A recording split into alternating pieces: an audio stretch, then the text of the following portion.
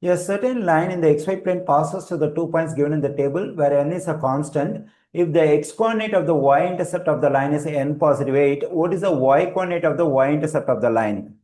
We can use Desmos to solve this problem. Let me go to Desmos and go to the table.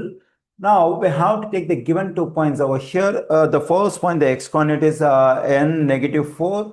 The corresponding y-coordinate is negative 5. At the second point, the x-coordinate is n. The corresponding y-coordinate is 19. Now, let's consider the information we have over here. That is the x-coordinate of the y-intercept of the line is n positive 8.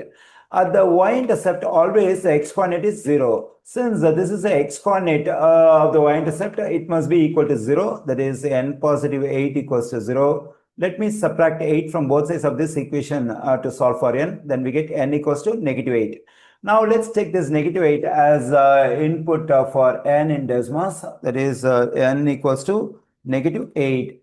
Now click on this to get the equation of the given line. Here I got the equation of the given line in slope-intercept form. That is y equals to 6x positive 67. So this is in the form of y equals to mx positive b. We know that this b represents the y-coordinate of the y-intercept of the line. At the place of b, we have 67. So 67 is the y-coordinate of the y-intercept of the line.